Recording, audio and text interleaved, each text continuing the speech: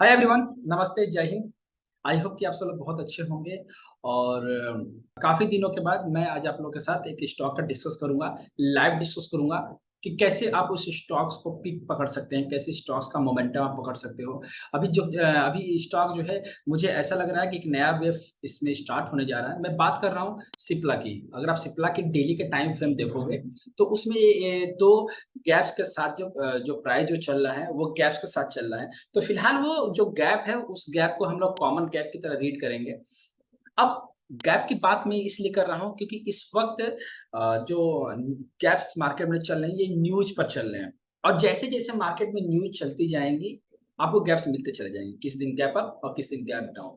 तो ऐसे सिनेरियो में क्या करना है कि देखो, जब भी न्यूज आता है तो जो गैप क्रिएट होता है वो कौन कौन सा गैप क्रिएट होता है, तो ध्यान रखना ये हमेशा कॉमन गैप या एग्जॉशन गैप ही आते हैं न्यूज में।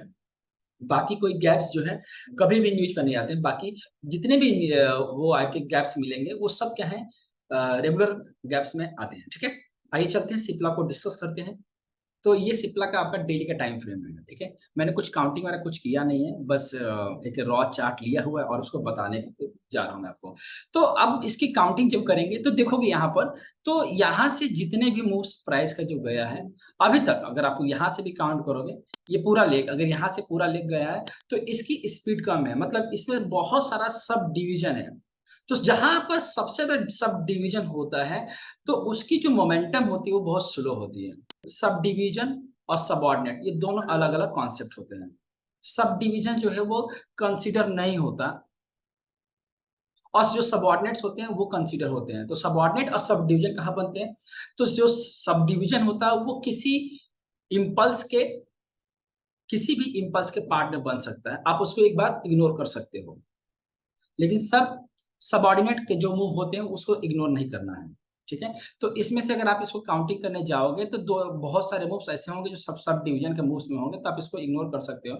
बट लेकिन अगर आप इसकी बात करते हो कि यहाँ से जो मूव चल रहा है इसमें सबऑर्डिनेट, इसमें भी दो चार सबऑर्डिनेट सब डिविजन है, लेकिन आप उसको इग्नोर करके आप सीधा एक यहाँ से इस पॉइंट को बॉटम पकड़ के इस पूरे लेग को वन कंसिडर कर सकते हो। आप इसको ए भी कंसिडर कर सकते हो, मतलब पूरी तरह से ये सबऑर्डिनेट के साथ ये इम्पल्स है, चाहे वो ए है और चाहे ये वन है, आप उसमें से कुछ भी कंसीडर कर सकते हो। ठीक है, अब उसके बाद जो प्राइस का जो फॉल आया था यहाँ से देखोगे तो प्राइस का यहाँ से जो वर्टिकल फॉल आया अब तक का सबसे ज्यादा फॉल है। मतलब अगर यहाँ से जो प्राइस चला था ये तकरीबन 10.28 के आसपास का फॉल है। तो पूरे लेग में आप देखोगे, ये पूरे लेग में मतलब यहाँ से यहाँ तक का पूरी लेग में ऐसा फॉल कहीं नहीं है। तो जब भी कहीं सबसे ज्यादा फॉल आता है पूरे लेग में, तो वो जो फॉल होता है उसको बोलते हैं डिग्री फॉल। ठीक है, वो सबऑर्डिनेट फॉल नहीं, ये डिग्री फॉल है, क्योंकि ऐसा फॉल आपको कहीं नहीं, ना ये भी फॉल नहीं है, ये भी फॉल नहीं है और ना ये भी उतना फॉल है, ये सबसे ज्यादा 10.28 है। तो ये डिग्री फॉल है, मतलब कहने का मतलब है कि यहाँ से यहाँ तक का जो मूव है वो कंप्लीट हो चुका है, वो एक डिग्री कंप्लीट कर चुका है। दूसरी डिग्री का फॉल है, तो ये दूसरी डिग्री का फॉल है, तो ये कहाँ से रिवर्स किया है, तो आप क्या करोगे यहाँ से कि आप यहाँ से यहाँ तक रिट्रेसमेंट डाल दोगे।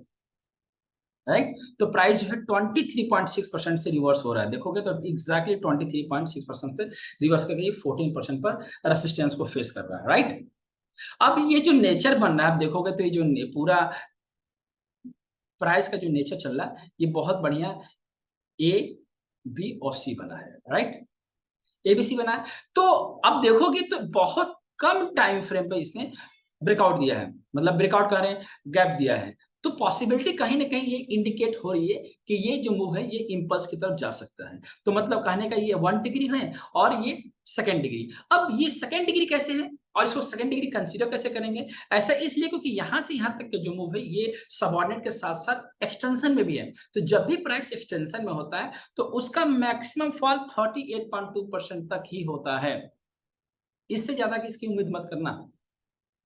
ठीक है, तो मुझे लग रहा है कि यहाँ से एबीसी की जो प्राइस है वो फिनिश करके प्राइस जो है एक नए मूव की तरफ रीड कर रहा है, मतलब हो सकता है कि वन है और टू है, हो सकता है कि प्राइस जो थर्ड वेव में भी इंटर कर रहा है। राइट, तो अब इसको इसी मूव को हम लोग इस वाले जो मूव है इसको हम थोड़ा सा हम रीड कर लेते हैं। तो इसको चार्ट को मैं बड़ा कर देता हूँ।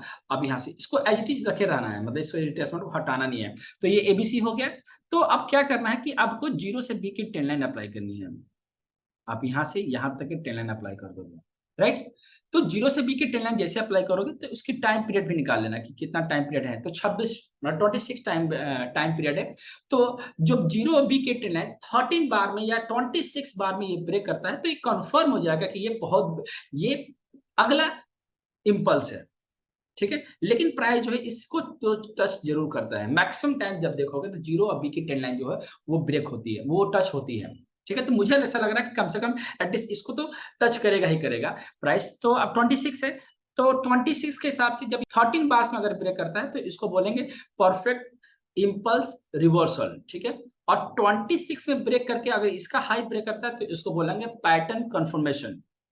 दोनों की पॉसिबिलिटी बन रही है। तो जब दोनों की पॉसिबिलिटी बनेगी तो आप क्या करोगे, अगेन आप इस रिट्रेसमेंट को ऐसे छोड़े रहना और यहाँ से यहाँ तक का रिट्रेसमेंट अप्लाई कर देना, ठीक है ना? तो जैसे आप इसको रिट्रेसमेंट अप्लाई करोगे तो अगला जो मूव बनेगा वो कहाँ तक बनेगा, मिनिमम 127%।